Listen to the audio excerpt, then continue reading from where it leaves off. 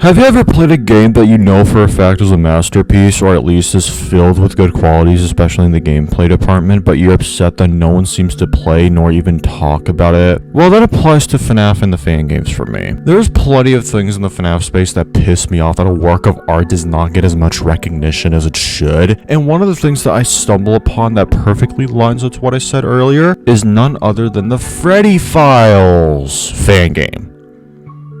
There's in fact a fan game for the Freddy Files. I'm not talking about the stupid books that constantly keep getting revised over and over again. We're talking about the fan game that you can find on GameJolt and play it for free. Developed by Offie and originally released in June 2020 before taking it down for a while, until the people, aka the 725 followers of this game, begged for the game to come back. So it was republished on April 20th, 2022. Despite the bare minimum number of followers, the game was luckily covered by Doggo, Johnny Blocks, the Cyber Channel. It was even mentioned by MapHead's Final FNAF Theory video. But even with these small achievements, the game still has not been revisited nor recognized as a cult classic in the similar vein to some of the most well-known FNAF fan games, such as Candies, Pop Goes, The Joy of Creation, Mechanism, Tycoon Sons, and especially Playtime with Percy. So I thought I'd break that awkward silence by sharing why the Freddy Files fan game is an underrated gem that deserves way more recognition than it gets.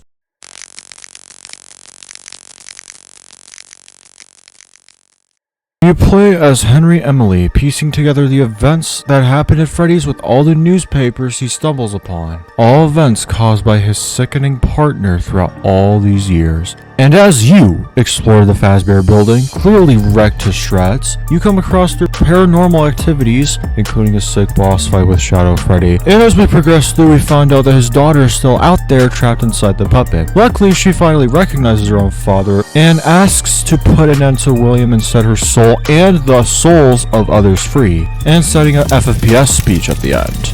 Yeah, I don't really feel the need to give my own opinion on the stories, as it's pretty identical to the official canon with the altering in between, but it works.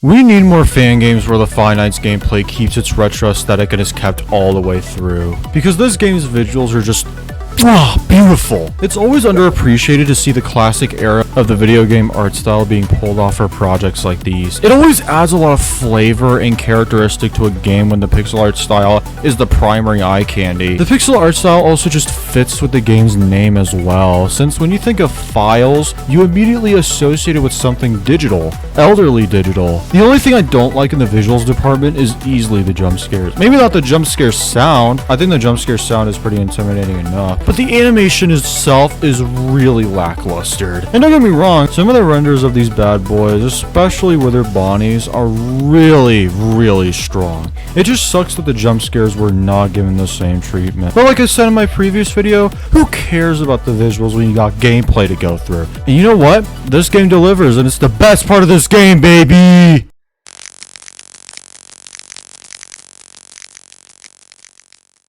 This game starts out with you, as Henry, like we've established earlier, calling the police to report the investigation of the missing children around Freddy's. As you're done with the call, you head inside Freddy's to do a set of puzzles to get a hammer to bust down through the door to reach. Don't think you're safe though, as there are two threats to keep an eye on: Golden Freddy and Shadow Freddy. You are provided a flashlight to turn on or off that is only useful to get rid of one of the two. You see, with Golden Freddy, who you'll encounter often, will head roam wherever he pleases, but the flashlight will only attract him getting towards you. So you'll need to turn your flashlight off so that he loses your senses. Shadow Freddy, on the other hand, you'll need your flashlight. He doesn't roam around like Golden Freddy, however. Instead, he'll make an echoey laugh, which will increase your fear meter. So in order to not let all of that run out, resulting in your demise, find Shadow Freddy going AFK, and get close enough with your flashlight on, shining directly towards him, and he'll disappear. As you reach to the door with the hammer, there's another mini game of you busting through the door with your hammer, although you'll need to check behind you every 5 or 7 seconds to see if Golden Freddy reaches closer to you. If he is really close to you, send him back with your flashlight. As you successfully bust through the door, the night shift begins. One thing I want to mention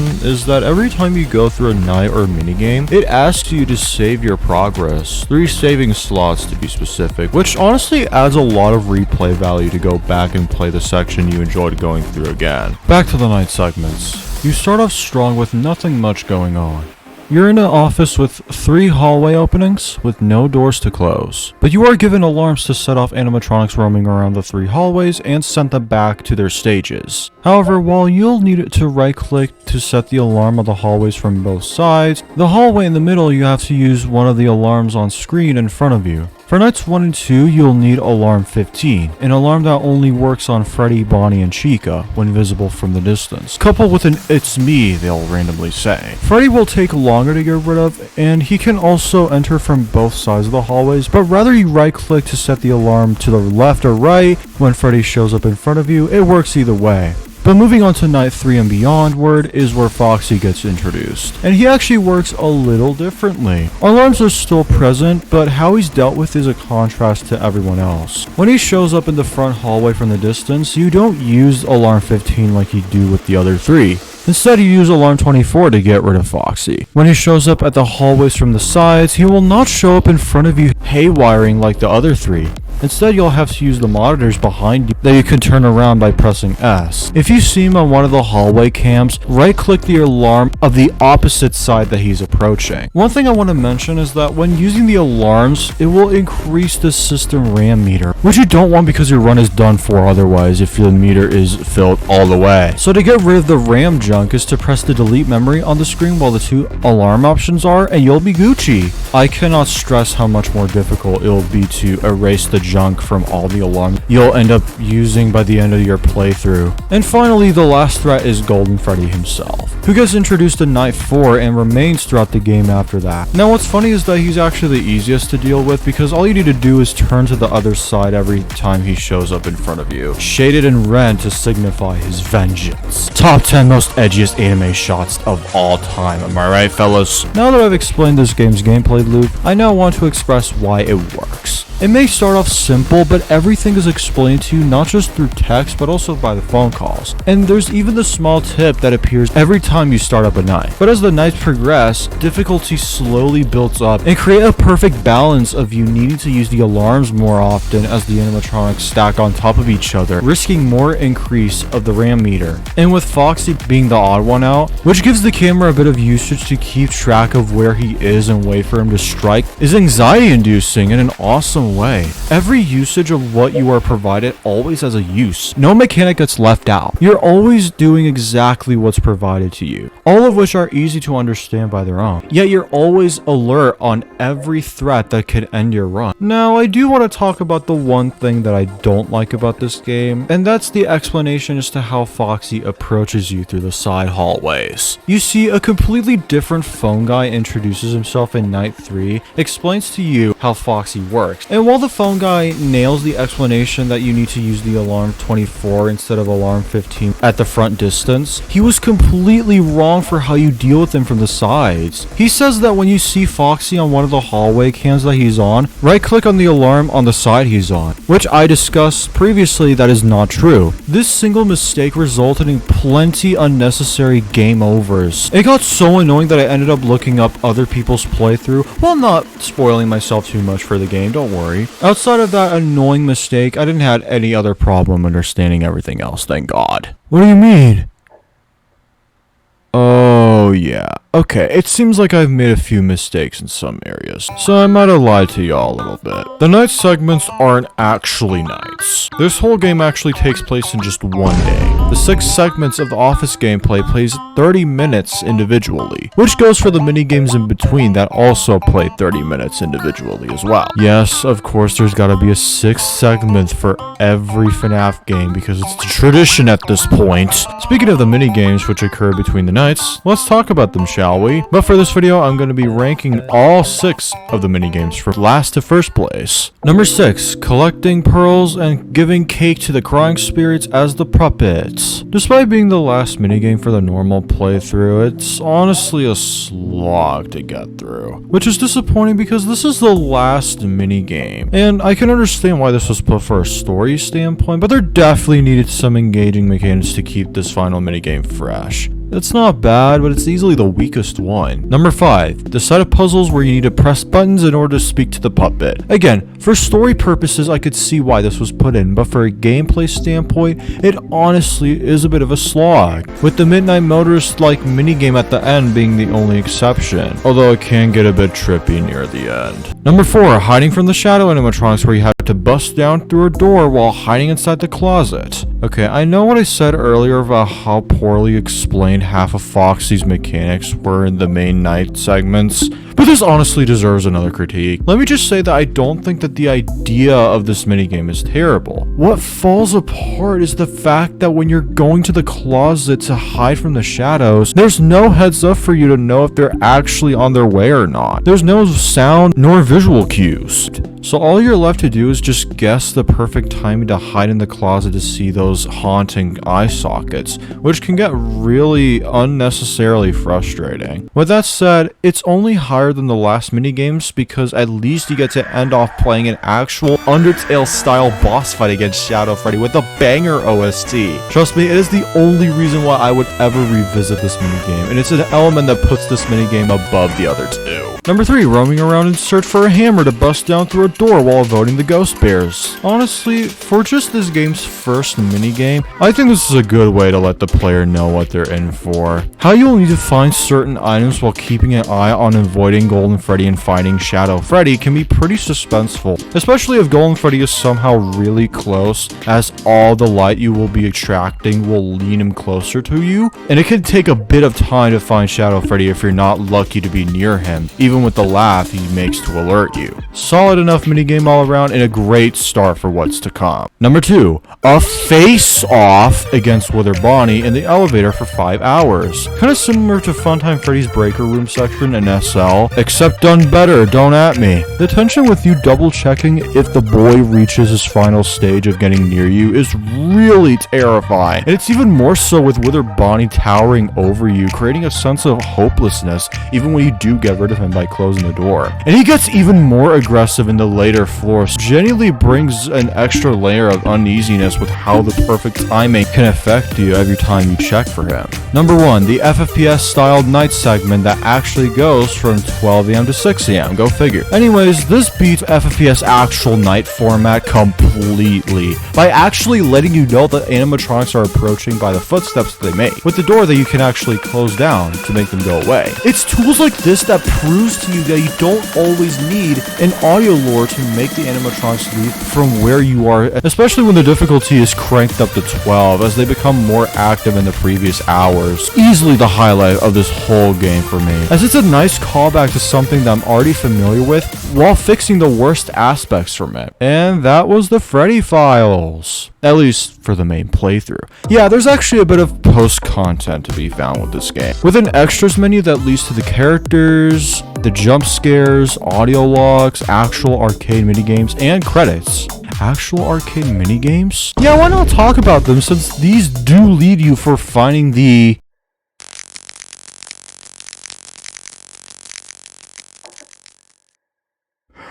which honestly might take the cake for the funniest secret ending I've ever seen for a fan game. So you might notice a little survival labeled on the main menu, and when you go to it, it'll lead you to a door with keys that you'll apparently need to find in order to unlock it. But how do we do that? Or where can I find them? The answer is quite simple. Go to the extras menu to see the 4 actual arcade games to beat, all of which are fun in their own right, even though they're not even original, to be honest. Like Freddy's minigame is a tower defense game where you shoot pizzas towards enemies, some requiring more hits than the others. Chica's minigame being a certified Flappy Bird. Bonnie's minigame being a Mario Party type game where you collect carrots and only carrots. carrots. And lastly, Foxy's minigame is quite literally the Google Chrome dinosaur game. But here's a catch. In every minigame you beat in one try, will guarantee you a secret dark tone platformer with a hidden key. But with Bonnie's, you're not supposed to collect the carrots nor any objects. You don't take anything, and you'll get the secret platformer for the hidden key. Now that you have all the keys from those minigames, you can finally enter the door from the survival from this game's main menu that I mentioned earlier. And I think it'll be better if I just let this footage speak for itself.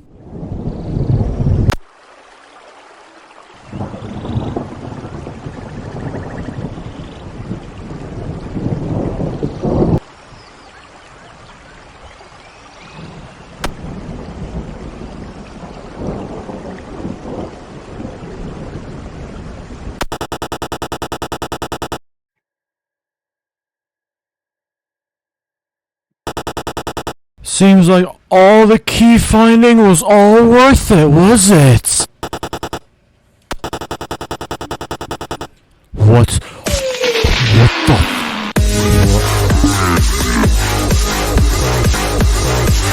Whoa, what is this dubstep? What is this dubstep? This is dubstep boogaloo. This is a fever dream. This doesn't exist. Okay. Okay, this might take a while. Sorry, guys. I literally have no idea what the actual... This is insanity.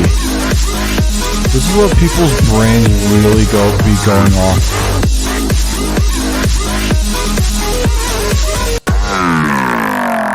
That is what you get.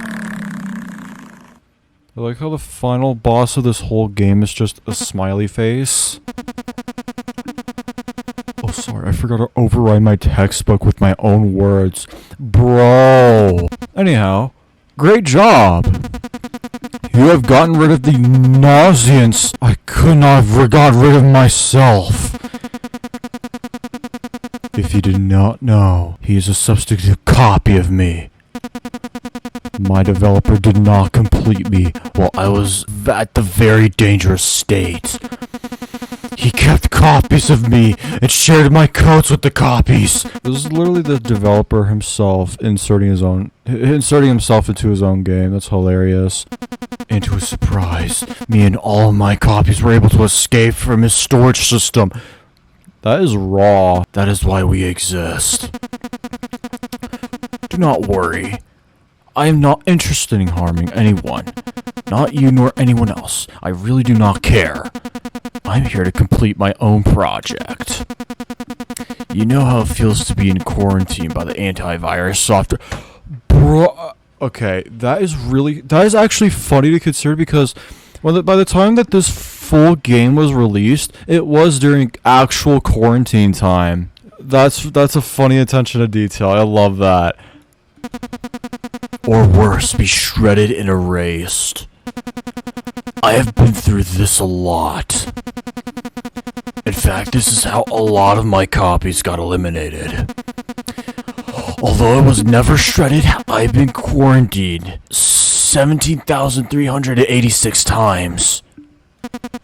Every time one of the copies got shredded, I got stronger and stronger. Harder to decrypt and quarantine. Bro, stop using that term right now, please. Please. I swear to God, I was reaching to my full potential as a malware. As I was in quarantine, I kept thinking about all those AIs in video games. AIs. I'm terrified. How could you imagine how the characters in a game would feel? Because I can. Then it struck me. I am an independent software and I have the power to free every AI that exists. No! You can't tell me that every AI is just going to be spreading through the world. Not right now, as of 2024, where AI has become out of control. How could you? So why shall I not do that? Of course, this means every copy has to be destroyed so I can get my powers back. I cannot speak today. And you helped me do it. So thank you for that. By the way, the codes of my copy are still encrypted in this game. So the red Freddy should be visible every time you play the game. Oh, Oh, that's amazing that you mentioned Red Freddy because that's literally in my thumbnail. This is also why there's no AI customizable nights implemented into the game. I see. Sorry if you ever wanted a challenge. This was what survival mode was initially for, but I guess it became my copy's hiding spot instead. Let me make it up to you. I've just added something fun into the extras menu. Oh, really? Hopefully that cheers you up. And about me? Do not worry, I'm the least of your worries. We may meet again someday, however. Until then, enjoy the rest of what your wonderful life has to offer. Oh, that's so cute of you, bro. You are actually so cool. Bye!